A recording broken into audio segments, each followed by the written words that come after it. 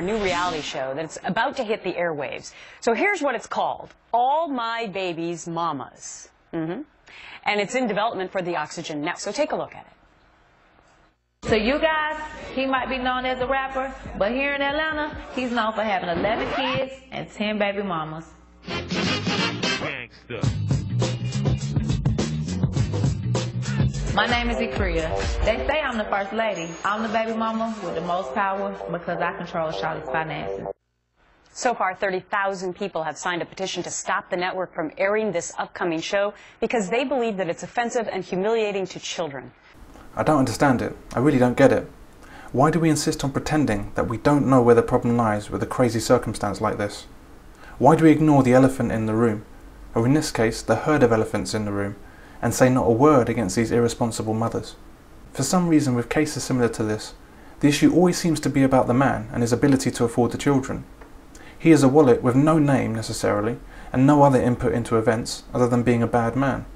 I don't find this funny. I don't think this is good for the kids. I don't think this is good for the women involved. I don't think, what's so funny about this? What's funny is, first of all, it's a 1-hour show and it shows somebody's life. He takes care of his children. You're just on the show spending an hour talking about how there was Obamacare and how we're just a society depending on the government. He takes care of his children. This sends the wrong message to young children. Single mothers are saying, my struggle should not be packaged for entertainment value, that as the press release again from this media company said, that our young female diverse audience can tweet and gossip about. He takes care of his family. He takes care of his kids. But he takes care of them. He's not Octomom, which you were just talking about. Women have complete choice and control of whether they have children and with whom they have children.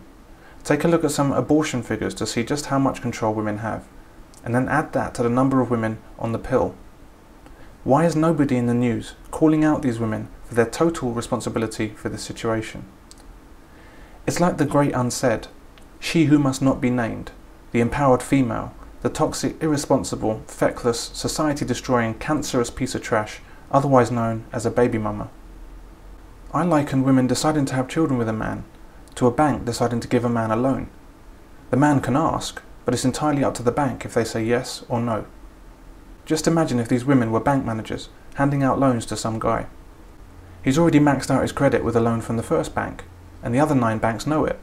Yet when he comes calling, they give him loans anyway.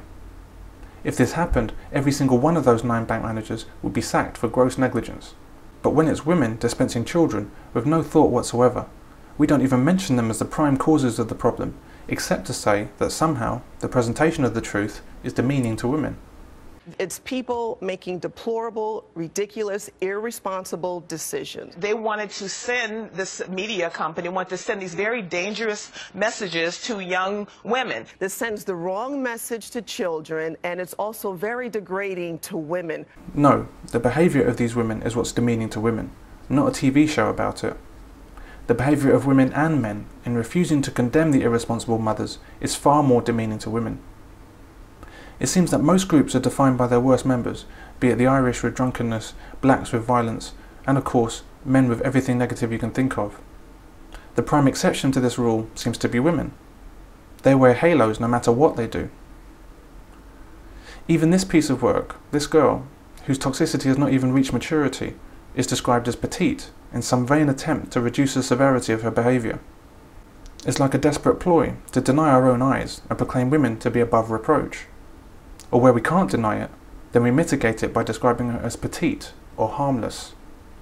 And we can be fairly confident that when this petite girl grows up and becomes a petite woman who initiates domestic violence, it will be the man the police come to arrest. They'll take one look at her petite, bloodied fists and arrest him for assaulting her knuckles with his face. Women seem to be completely fine with being presented as having no agency in producing children for a man whom they knew had children with other women. Like they're simply vessels with no control or standards of behaviour, an object to which things just happen, wandering around like empty-headed imbeciles with no power of thought, not the slightest concern for their children's environment, not a care for anything except possibly some rap money. They are the innocents, and all the attention is on the feckless father and whether he can afford child support. And Obama tells us that a woman can do anything a man can do, and do it better, and do it in heels. And we want 40% of company directors to be women. And we need more women in government. Should we presume that the women we apparently need to occupy those positions are some other breed of woman who does have control of her own behaviour and is not a leaf in the wind? Where are these women? Because they're certainly not amongst the powerless female victims we're presented with in our media at saturation levels. And they are certainly not amongst any group of women protesting about being presented as creatures with less responsibility than children, because these groups don't exist.